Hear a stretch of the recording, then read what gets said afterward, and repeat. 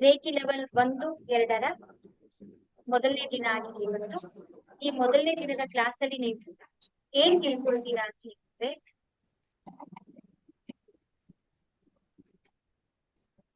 ನಾವು ರೇಖಿ ದಿನದ ಕ್ಲಾಸ್ ಅಲ್ಲಿ ನಾವು ಯಾವ ವಿಷಯನ ತಿಳ್ಕೊಳ್ತೀವಿ ಅಂತ ಹೇಳಿದ್ರೆ, ರೇಖಿ ಅಂತಂದ್ರೆ ಏನು, ರೇಖಿಯ ಇತಿಹಾಸ ಏನು, ರೇಖಿಯ ಉಪಯೋಗಗಳೇನು ತಿಳ್ಕೊಳ್ಳೋಣ. ಮೊದಲಿಗೆ ನಾವು ಏನಪ್ಪಾ ಅಂತ ಹೇಳಿದ್ರೆ, ಇಲ್ಲಿ ಜಾಯಿನ್ ಆಗಿರುವಂತಹ ಹೊಸಬರಾದಂತಹ ಎಲ್ಲ ದಿವ್ಯ ಆತ್ಮಗಳಿಗೆ ನಾನು ನಮಸ್ಕಾರಗಳನ್ನ. ಇದು ಸಾಮಾನ್ಯವಾದಂತಹ ಕ್ಲಾಸ್ ಅಲ್ಲ. ಆ ಪರಮಾತ್ಮನ ಸಂಪೂರ್ಣವಾದಂತಹ ಅನುಗ್ರಹ ಇದ್ರೆ ಮಾತ್ರ ನಾವು ಈ ಒಂದು ರೇಖಿಯ ವಿದ್ಯೆಯನ್ನ ಕಲಿಯೋದಿಕ್ಕೆ ನಮ್ಗೆ ಸಾಧ್ಯ ಆಗುತ್ತೆ. ಇಲ್ಲ ಅಂತ ಹೇಳಿದ್ರೆ ನಾವು ಈ ರೇಖಿಯನ್ನು ಕೂಡ ನಾವು ಹೆಸರನ್ನ ಕೇಳೋದಕ್ಕೂ ಕೂಡ ನಮ್ ಕೈಲಿ ಸಾಧ್ಯ ಆಗಲ್ಲ. ಆ ಪರಮಾತ್ಮನ ಒಂದು ಸಂಪೂರ್ಣವಾದಂತಹ ಅವನ ಅನುಗ್ರಹ, ಅವನ ಆಶೀರ್ವಾದ, ಅವನ ಒಂದು ದೃಷ್ಟಿ ನಮ್ಮ ಮೇಲೆ ಇದ್ರೆ ಮಾತ್ರ ನಾವು ಅದನ್ನ ಕಲಿಯೋದಿಕ್ಕೆ ಸಾಧ್ಯ ಆಗ್ತದೆ. ಹಾಗಾಗಿ ಈ ಒಂದು ರೇಖಿನಲ್ಲಿ ಹೇಗಿರುತ್ತೆ ಅಂತ ಹೇಳಿದ್ರೆ, ರೇಖಿ ಲೆವೆಲ್ 1-2 ಜಾಯಿನ್ ಆಯ್ತು ಅಂತಂದ್ರೆ ಲೈಫ್ ಲಾಂಗ್ ನೀವು ಎಷ್ಟು ಸಲನಾದ್ರೂ ಕೂಡ ಈ ಒಂದು ಕ್ಲಾಸ್ ಅನ್ನ ಅಟೆಂಡ್ ಮಾಡಿ. ಹಾಗೆ ಈ ಒಂದು ರೇಖಿನಲ್ಲಿ ಇಲ್ಲಿ reiki level 3 master class, grand master class ಅಂತ ಹೇಳಿ 5 ರೀತಿಯಾದಂತ ಟ್ರೈನಿಂಗ್ ಅನ್ನ ನಾವು ನಿಮ್ಗೆ ಒಂದು ವಿದ್ಯೆಯನ್ನ ನಾನು ಕಲ್ಸ್ಕೊಡ್ತೇನೆ. ಒಂದೊಂದು ವಿದ್ಯೆಯನ್ನು ಕೂಡ ನಿಮ್ಗೆ ಹೇಗ್ ಕಲಿದ್ವಿ, ಹೇಗ್ ಬಂದು ಪ್ರಾಕ್ಟೀಸ್ ಮಾಡಿದೆ ಅಂತ ನಿಮ್ಗೆ ಗೊತ್ತೇ ಆಗೋದು. ಅಷ್ಟೊಂದು ಈಸಿಯಾಗಿ ನಾವು ಈ ವಿದ್ಯೆಯನ್ನ ನಾವು ಕಲ್ತ್ಕೊಳ್ತೀವಿ. ಮತ್ತೆ ಈಗ ಒಂದ್ಸಲ ಈಗ ರೇಖಿ ಲೆವೆಲ್ 3 ಕಲಿತೀವ, 3 ಕಲ್ತಾದ್ಮೇಲೆ ಮತ್ತೆ ನಾವು ಟ್ರೈ ಮಾಡ್ಬೇಕಾ? ಅದಕ್ಕೆ ಏನು ಇಲ್ಲ. ನೀವು ಲೈಫ್ ಲಾಂಗ್ ನೀವು ಈ ಒಂದು ಧ್ಯಾನದ ಕ್ಲಾಸ್ ಇರುತ್ತೆ, ಮೆಡಿಟೇಷನ್ ಇರುತ್ತೆ, ಅದನ್ನ ನೀವು ಅಟೆಂಡ್ ಮಾಡ್ತಾ ಬರ್ತೀವಿ. ಮತ್ತೆ ಈಗ ನಾವು ರೇಖಿ ಅಂತಂದ್ರೆ ಏನು ಅಂತ ಹೇಳಿ ನಾವು ಮೊದಲಿಗೆ ನಾವು ತಿಳ್ಕೊಳ್ಳೋಣ. ರೇಖಿ ಅಂತಂದ್ರೆ ಏನು? ಈ ರೇಖಿ ಅನ್ನೋ ವರ್ಡ್ಸ್ ಯಾವದಿಂದ ಬಂದಿದೆ ಅಂತ ಹೇಳಿದ್ರೆ, ಜಪಾನಿನ ಒಂದು ವರ್ಡ್ಸ್ ಇದೆ. ರೇ ಮತ್ತೆ ಚಿ ಅಂತ ಹೇಳ್ತಾರೆ, ಅಥವಾ ರೇಖಿ ಅಂತ ಹೇಳ್ತಾರೆ. ರೇ ಅಂತಂದ್ರೆ ಏನು? ಬ್ರಹ್ಮಾಂಡದ ಒಂದು ಶಕ್ತಿ ಇದೆ. ಅಲ್ಲಿರುವಂತಹ ಒಂದು ಕಿ ಅಂತ ಹೇಳಿದ್ರೆ ಚೈತನ್ಯದ ಶಕ್ತಿ. ರೇ ಅಂತ ಹೇಳಿದ್ರೆ ಬ್ರಹ್ಮಾಂಡ, ಕಿ ಅಂತ ಹೇಳಿದ್ರೆ ಅಲ್ಲಿರುವಂತ ಒಂದು ಶಕ್ತಿ, ಚೈತನ್ಯ ಅಂತ ಹೇಳಿ. ಬ್ರಹ್ಮಾಂಡದಲ್ಲಿರುವ ಆ ಚೈತನ್ಯದ ಶಕ್ತಿಯ ಮುಖಾಂತರ ನಮಗೇನ್ ಬೇಕು ಆ ಎಲ್ಲ ಸಂಕಲ್ಪಗಳನ್ನ, ನಮ್ಮ ವಿಶಸ್ಗಳನ್ನ ನಾವು ಪೂರ್ತಿಯನ್ನ ಮಾಡ್ಕೊಳ್ಬೋದು. ಬ್ರಹ್ಮಾಂಡ ಅಂತಂದ್ರೆ ಏನು? ಅದ್ರಲ್ಲಿ ಏನಿರುತ್ತೆ ಅಂತ ಹೇಳಿದ್ರೆ, ನಿಮಗ್ ಏನ್ ಬೇಕು, ಅಲ್ಲಿ ಏನ್ ಇಲ್ಲ ಅಂತ ಹೇಳೋ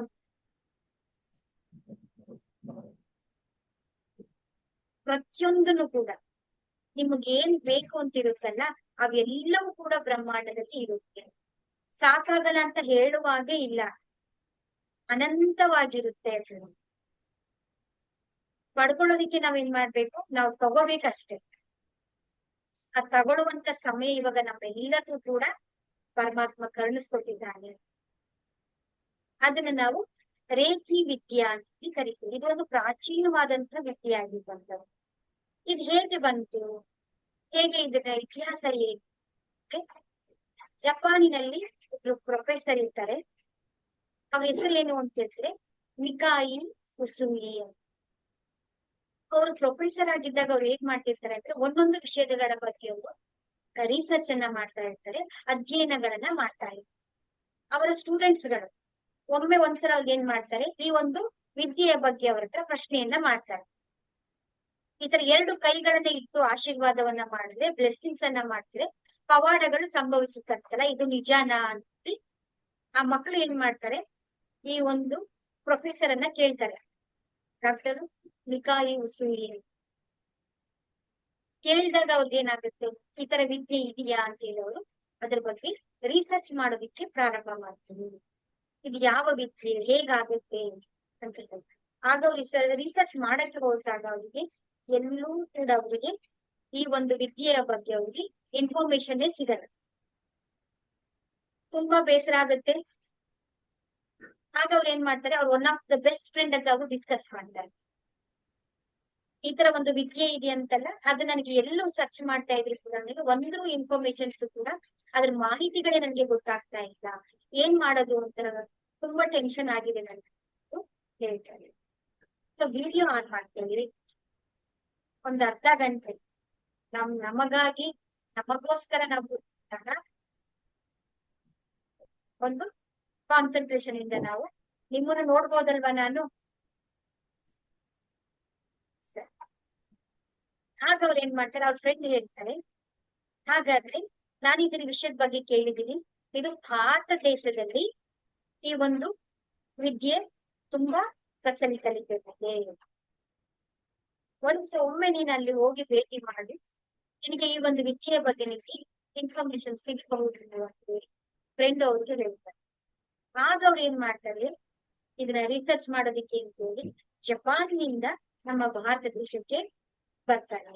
ಭಾರತ ದೇಶಕ್ಕೆ ಬಂದಾಗ ಈಗಿನ ನಮ್ಮ ಕಾಶಿಯಲ್ಲಿ ವಾರಣಾಸಿ ಅಂತ ಹೇಳ್ತಿದಿಲ್ಲ, ಅಲ್ಲಿ ಅವ್ರಿಗೆ ಏನಾಗುತ್ತೆ ಅಂತಂದ್ರೆ, ಒಂದು ಸ್ಟಡಿ ಮಾಡ್ತಾ ಇರ್ಬೇಕಾದ್ರೆ ಅವ್ರ ಪುಸ್ತಕದಲ್ಲಿ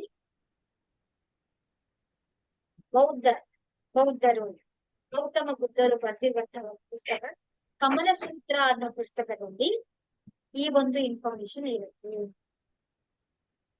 ನಮ್ಮ ದೇಶದಲ್ಲಿ ಈ ವಿದ್ಯೆಯನ್ನ ಪ್ರಾಣ ಶಕ್ತಿ, ಕುಂಡಲಿನಿ ಶಕ್ತಿ, ಪ್ರಾಣಿಕ್ ಹೀಲಿಂಗ್ ಅಂತ ಹೇಳಿ ಇವತ್ತಿನ ವಿದ್ಯೆ ಎಲ್ಲ ಇದು ನಮ್ಮ ಋಷಿ ಮುನಿಗಳು, ನಿಮ್ಗೆ ಗೊತ್ತಿರ್ಬೋದು, ಋಷಿ ಮುನಿಗಳೆಲ್ಲರೂ ಕೂಡ ಅವ್ರ ಆಶೀರ್ವಾದವನ್ನ ಮಾಡಿದ ತಕ್ಷಣ ಏನಾಗ್ತಾ ಇತ್ತು, ಪವಾಡಗಳು ಸಂಭವಿಸ್ತಾ ಇತ್ತು, ಹೌದಲ್ಲ, ಚಮತ್ಕಾರಗಳು ನಡೀತಾ ಇತ್ತು.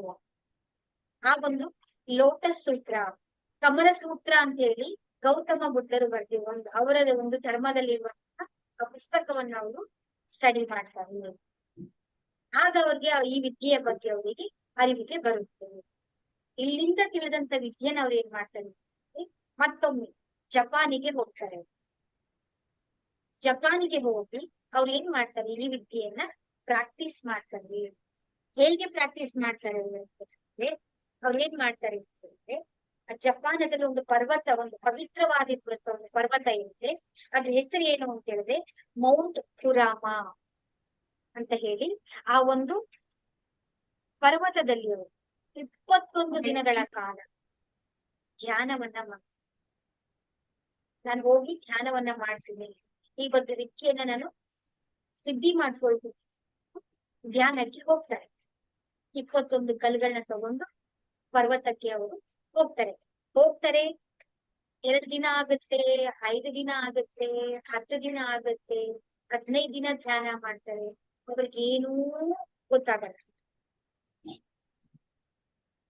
ನಾನು ಏನೂ ಅರ್ಥ ಆಗ್ತಾ ಇರಲ್ಲ ಅವ್ರಿಗೆ, ಏನಿದು ಅಂತ ಹೇಳಿ ಅವ್ರಿಗೆ ಗೊಂದಲಗಳಾಗ್ತದೆ.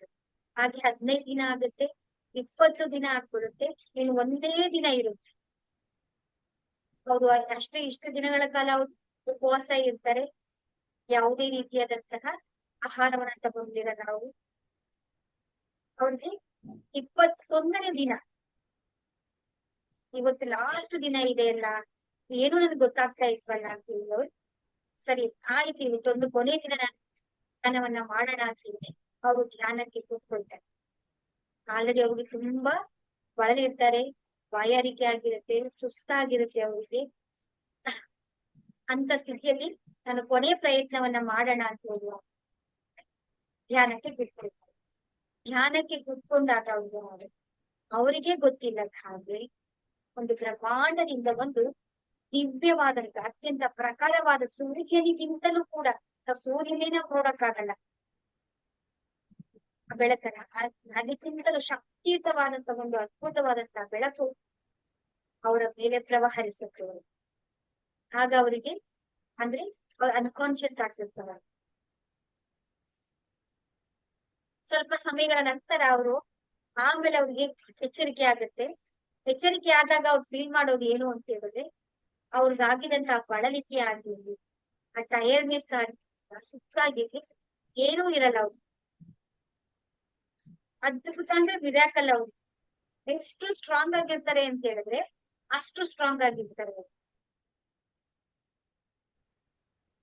ಆ ನಂತರ ಅವ್ರು ಏನ್ ಮಾಡ್ತಾರೆ, ಬಹಳ ಖುಷಿಯಿಂದ ಕೆಳಗಡೆ ಇಳ್ಕೊಂಡು ಬರ್ತಾ ಇರ್ತಾರೆ. ಬರ್ತಾ ಇರ್ಬೇಕಾದ್ರೆ ಅವ್ರ ಕಾಲಿಗೆ ಏಟಾಗ್ಬಿಡುತ್ತೆ. ಪರ್ವತವನ್ನ ಇಳ್ಕೊಂಡು ಬರ್ಬೇಕಾದ್ರೆ ತುಂಬಾ ರಕ್ತ ಸೋಗ್ತಾ ಇರುತ್ತೆ.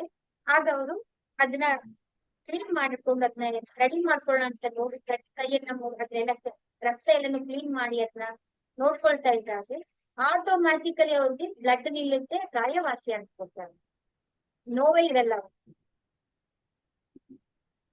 ಅವ್ರ ಎರಡು ಕೈಗಳಿಂದ ಅವರು ಯಾವಾಗ ಅದನ್ನ ರೆಡಿ ಮಾಡ್ಕೊಳ್ತಾರೋ ಆಟೋಮ್ಯಾಟಿಕಲಿ ಅವ್ರಿಗೆ ಪೈನೇ ಹೋಗ್ಬಿಡುತ್ತೆ. ಅವ್ರಿಗೆ ಆಶ್ಚರ್ಯ ಆಗ್ಬಿಡುತ್ತೆ, ಇದೇನಿದು ಅಂತ ಹೇಳಿ.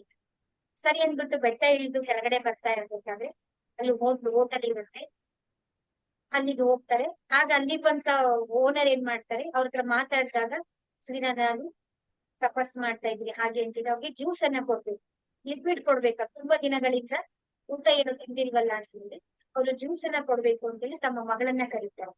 ಆ ಮಗಳಿಗೆ ಏನಾಗಿರುತ್ತೆ ಅಂದ್ರೆ ಹಲ್ಲು ನೋವು ಬಂದು ಇಷ್ಟ ಅಲ್ಲೆಲ್ಲ ತುಂಬಾ ಊದ್ಕೊಂಡ್ಬಿಟ್ಟಿದ್ರು, ಮಾತಾಡಕ್ಕೂ ಕೂಡ ಆ ಹುಡುಗಿ ಕೈಗೆ ಆಗ್ತಾ ಇಲ್ಲ.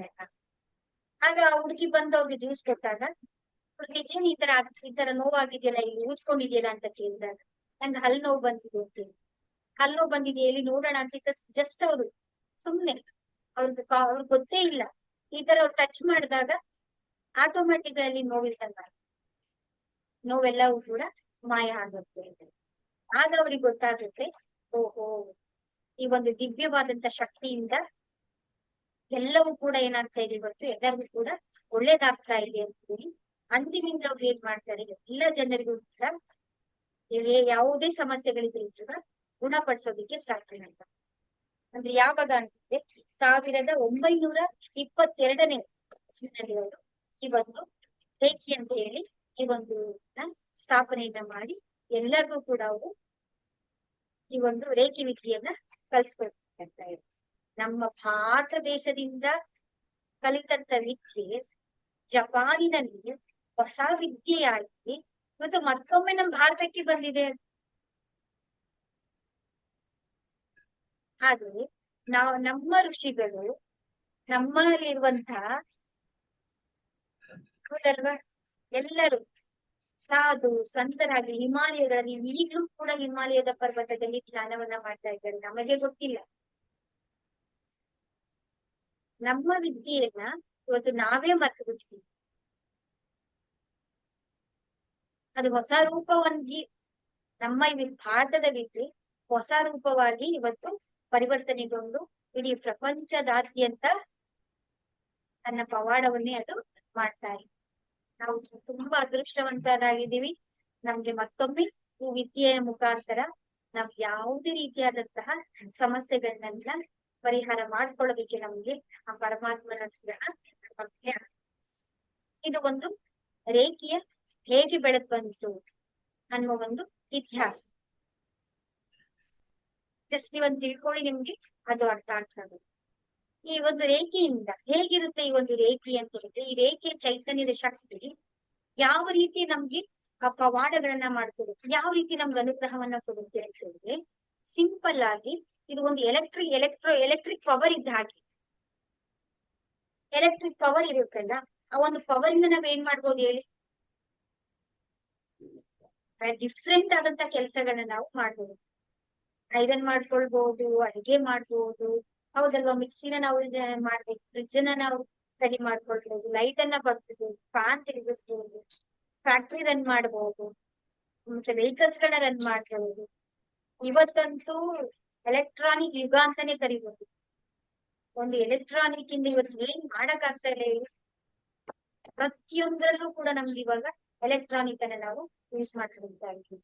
ಹಾಗೆ ಈ ಒಂದು ರೇಖೆ ಅನ್ನೋದು ಎಲೆಕ್ಟ್ರಾನಿಕ್ ಪವರ್ ಇದೆ, ಆ ಒಂದು ಶಕ್ತಿನ ಯೂಸ್ ಮಾಡ್ಕೊಂಡು ನಾವು ಯಾವುದೇ ಕೆಲಸಗಳನ್ನ ಕೂಡ ನಾವು ಪಡ್ಕೊಳ್ತೀವಿ.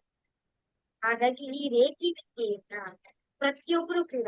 ಪ್ರತಿಯೊಬ್ರು ಮನೆಯಲ್ಲೂ ಕೂಡ ಒಬ್ಬ ಹೇಗೆ ಡಾಕ್ಟರ್ ಇದ್ದಾರೆ, ಇಂಜಿನಿಯರ್ ಇದ್ದಾರೆ, ಲಾಯರ್ ಇದ್ದಾರೆ, ಮಕ್ಕಳೆಲ್ಲ ಹೇಗೆ ಓದ್ತಾ ಇದ್ದಾರೆ, ಹಾಗೆ ಪ್ರತಿಯೊಬ್ರು ಕೂಡ ಈ ವಿದ್ಯೆಯನ್ನ ಕಲಿಬೇಕಾದಂತ ಸಮಯ ಇವಾಗ ಬಂದಿರುವಂತದ್ದು. ಎಲ್ಲರೂ ಕೂಡ ಏನಿದೀವಿ ದುಃಖದಲ್ಲಿದ್ದಾರೆ, ನೋವಲ್ಲಿದ್ದಾರೆ, ಒತ್ತಡದಲ್ಲಿದ್ದಾರೆ, ಟೆನ್ಷನ್ ಅಲ್ಲಿದ್ದಾರೆ. ಇವತ್ತು ಹೇಗಾಗಿದೆ ಅಂತ ಹೇಳಿದ್ರೆ ಬರೀ ಟೆನ್ಷನ್ ಇಂದನೇ ಅರ್ಧ ಜೀವನ ಮುಂದೋಗ್ತಾ ಇದೆ. ಇಷ್ಟು ಚಿಕ್ಕ 10, 15, 20 ವರ್ಷಗಳಿಗೆಲ್ಲ ಎಂತೆಂತ ದೊಡ್ಡ ಕಾಯಿಲೆಗಳು ಬಂದು ಅಟ್ಯಾಕ್ ಮಾಡ್ತಾ ಇದೆ ಅಂತ ಹೇಳಿದ್ರೆ ಅದು ಹೇಳಕ್ ಅಸಾಧ್ಯ. ಆ ಎಲ್ಲದ್ರಿಂದನೂ ಕೂಡ ನಾವು ಹೊರ ಬರ್ಬೇಕು ಅಂತ ಹೇಳಿದ್ರೆ ಒಂದೇ ದಾರಿ ಇರುವಂತದ್ದು ಯಾವಂದ್ರೆ ಆಧ್ಯಾತ್ಮಿಕದಲ್ಲಿ ನಾವು ಬೆಳವಣಿಗೆನ ಹೊಂದಬೇಕು. ನೀವು ಯಾವುದೇ ಸಕ್ಸಸ್ಫುಲ್ ಈ ಪ್ರಪಂಚದ ರಿಚೆಸ್ಟ್ ಪರ್ಸನ್ಸ್ ನೀವು ತಗೊಂಡ್ರೆ ಎಲ್ಲರೂ ಕೂಡ ಈ ಒಂದು ಆಧ್ಯಾತ್ಮಿಕದಲ್ಲಿ ಬೆಳವಣಿಗೆನ ಹೊಂದಿರ್ತಾರೆ. ಎಲ್ಲಾ ಸಮಸ್ಯೆಗಳಿಗೂ ಮೂಲ ಪರಿಹಾರ ಯಾವುದು ಅಂತ ಹೇಳಿದ್ರೆ ಈ ಆಧ್ಯಾತ್ಮಿಕವಾದಂತ ಬೆಳವಣಿಗೆ, ಸ್ಪಿರಿಚುಯಾಲಿಟಿ, ಧ್ಯಾನ. ಅಲ್ಟಿಮೇಟ್ ಆನ್ಸರ್ ಯಾವುದು ಅಂತ ಹೇಳಿದ್ರೆ ಇದೇ ನಮ್ಗೆ ಇರುವಂತದ್ದು. ಈ ಒಂದು ರೇಖೆಯಿಂದ ಇದು ಅರ್ಥ ಆಗಿದೆಯಾ? ಇದರಲ್ಲಿ ಅದು ಪರಿಸ್ಥಿತಿ ಈ ಒಂದಿನ ಈ ಒಂದು ಸಿಚುವೇಶನ್ಸ್ ಗಳಲ್ಲಿ ಪ್ರತಿಯೊಬ್ಬರಿಗೂ ಕೂಡ ಒಂದು ವಿದ್ಯೆ ತುಂಬಾ ಅತ್ಯವಶ್ಯಕವಾಗಿರುವಂತದ್ದಾಗಿದೆ. ಇದರಿಂದ ಏನೇನು ಉಪಯೋಗಗಳಾಗುತ್ತೆ ನಮ್ಗೆ, ಏನೇನನ್ನ ನಾವು ಪಡ್ಕೊಳ್ಬಹುದು ನಾವು ಇದರಲ್ಲಿ. ಫಸ್ಟ್ ಆಫ್ ಆಲ್ ನಾವು ನಮ್ಮ ಮಾನಸಿಕವಾದಂತ ಒಂದು ಪ್ರಯೋಜನ ಪಡ್ಕೊಳ್ಬಹುದಾಗಿದೆ. ಮಾನಸಿಕವಾಗಿ ನಾವು ಸ್ಟೆಬಿಲಿಟಿಯನ್ನ ಪಡ್ಕೊಳ್ಬಹುದು, ಆಧ್ಯಾತ್ಮಿಕವಾಗಿ ನಾವು ಡೆವಲಪ್ ಆಗಬಹುದು, ಭಾವನಾತ್ಮಕವಾಗಿ ನಾವು ಒಂದು ನಮ್ಮಲ್ಲಿ ಎಮೋಷನಲ್ ಗಳನ್ನ ಕಂಟ್ರೋಲ್ ಮಾಡ್ಕೊಳ್ಳುವಂತ ಕೆಪಾಸಿಟಿ ನಾವೇ ಸ್ವಯಂ ಚಿಕಿತ್ಸೆಯನ್ನ ಮಾಡ್ಕೊಳ್ಬಹುದು, ಸ್ವಯಂ ಹೀಲಿಂಗ್ ಅನ್ನ ಮಾಡ್ಕೊಳ್ಬಹುದು. ಮತ್ತೆ ನಮಗೆ ತಿಳುವಳಿಕೆ, ಶಾಂತಿ, ಅಂದ್ರೆ ನಾನು ಏನ್ ಮಾಡ್ಬೇಕು, ಏನ್ ಬಿಡ್ಬೇಕು, ಸುತ್ತಮುತ್ತ ಏನಾಗಿದೆ ಅಂತ ಅರಿವಿಗೆ ನಮಗೆ ಬರುವಂತದ್ದಾಗಿರುತ್ತೆ. ಮತ್ತೆ ನಾವು ನೇರವಾಗಿ ಆ ಪರಮಾತ್ಮನೊಂದಿಗೆ ನಾವು ಸಂಪರ್ಕವನ್ನ ಹೊಂದಬೇಕು. ಯಾವುದೇ ರೀತಿಯಾದಂತ ಮೀಡಿಯೇಟರ್ಸ್ ಗಳಿರೋದಿಲ್ಲ. ಧ್ಯಾನದಲ್ಲಿ, ಪ್ರಾರ್ಥನೆಯಲ್ಲಿ ನಮಗೆ ಆಳವಾದಂತ ಬೆಳವಣಿಗೆಯನ್ನು ನಾವು ಹೊಂದ್ಕೊಳ್ತೇವೆ. ಮತ್ತೆ ನಮ್ಮಲ್ಲಿ ಒಂದು ಇಮ್ಯುನಿಟಿ ಪವರ್ ನಮ್ಗೆ ಡೆವಲಪ್ ಆಗುತ್ತದೆ. ನಮ್ಮ ಬೌದ್ಧಿಕ ಮಟ್ಟ ಅದು ಕೂಡ ನಮ್ಮಲ್ಲಿ ಜಾಸ್ತಿ ಆಗ್ತಾ ಹೋಗುತ್ತೆ. ನಮ್ಮಲ್ಲಿ ಇಂಟ್ಯೂಷನ್ ಪವರ್ ಅಂದ್ರೆ ಮುಂದೆ ಏನಾಗುತ್ತೆ ಅಂತೀವಲ್ವಾ, ಆ ಒಳ ಮನಸ್ಸಿನ ಮಾತುಗಳು ಕೂಡ ನಮ್ಗೆ ಅರ್ಥ ಆಗುವಂತದ್ದಾಗುತ್ತೆ. ಜೀವನಕ್ಕೆ ಒಂದು ದಾರಿ ದೀಪವಾಗುವಂತ ಎಲ್ಲಾ 360 ಡಿಗ್ರಿ ಆಂಗಲ್ ಅಲ್ಲೂ ಕೂಡ ಎಲ್ಲಾ ಕ್ಷೇತ್ರದಲ್ಲೂ ಕೂಡ ನಾವು ಈ ಒಂದು ವಿದ್ಯೆಯ ಮುಖಾಂತರ ನಾವು ಸಹಾಯವನ್ನ ಪಡ್ಕೊಳ್ಬೇಕಾಗ್ತೀವಿ. ಆರೋಗ್ಯವನ್ನಾಗಿರ್ಬೋದು, ಕುಟುಂಬವನ್ನಾಗಿರ್ಬೋದು, ಹಣಕಾಸಿನಲ್ಲಾಗಿರ್ಬೋದು, ಎಲ್ಲಾ ರೀತಿಯಲ್ಲೂ ಕೂಡ ನಾವು ಈ ಒಂದು ವಿದ್ಯೆಯ ಮುಖಾಂತರ ಸಹಾಯವನ್ನ ಪಡ್ತೀವಿ, ಸಾಧನೆ ಕಲಿಸ್ಕೊಳ್ತಾರೆ. ಇದು ಇವತ್ತಿನ ಒಂದು ಕ್ಲಾಸ್ ಅಲ್ಲಿ ರೇಖೆ ಅಂತಂದ್ರೆ ಏನು, ರೇಖೆಯ ಇತಿಹಾಸ, ಅದರಿಂದ ಆಗುವಂತ ಉಪಯೋಗವಾಗಿ ಸರಳವಾಗಿ ಸಿಂಪಲ್ ಆಗಿ ನಮಗೆ ಹೇಳ್ತೀವಿ. ಮತ್ತೆ ನಾಳಿನ ಕ್ಲಾಸ್ ಅಲ್ಲಿ ನಮ್ಮ ಸಮಸ್ಯೆಗಳಿಗೆ ಮೂಲ ಕಾರಣಗಳೇನು, ಅದ್ರ ಹಿಂದೆ ಇರುವಂತ ರೀಸನ್ಸ್ ಗಳು ಯಾವ್ಯಾವ ಅಂತ ಹೇಳಿ ನಾನು ನಾಳಿನ ಕ್ಲಾಸ್ ಅಲ್ಲಿ ಇನ್ಫಾರ್ಮೇಶನ್ಸ್ ಕೊಡ್ತೇನೆ. ನಾಳಿನ ಕ್ಲಾಸ್ ಚಕ್ರಗಳು ಅಂತಂದ್ರೆ ಚಕ್ರಗಳನ್ನ ಶುದ್ಧೀಕರಣ ಮಾಡ್ಕೊಳ್ಳೋದ್ರಿಂದ ಹಾರ ಅಂತ ತಿಳ್ಕೊಳ್ಳೋಣ. ಅದ್ರ ಪಿಕ್ಚರ್ಸ್ ಗಳನ್ನ ತಿಳ್ಕೊಂಡು ವಾಟ್ಸಪ್ ಅಲ್ಲಿ ಕಳ್ಸ್ಕೊಡ್ತೀನಿ, ನೋಡಿ ಅದ್ ತಿಳ್ಕೊಳ್ಳಿ. ಮತ್ತೆ ನಾಳೆ ನಾವು ಆಸ್ ಯೂಶುವಲ್ ಇದೇ ಸಮಯಕ್ಕೆ ನಾವು ಭೇಟಿ ಆಗೋಣ, ಮತ್ತೆ ಹೆಚ್ಚಿನ ಮಾಹಿತಿ ತಿಳ್ಕೊಳ್ಳೋಣ. ಎಲ್ಲರಿಗೂ ಯಾವ್ದು ಡೌಟ್ಸ್ ಇದೆಯಾ?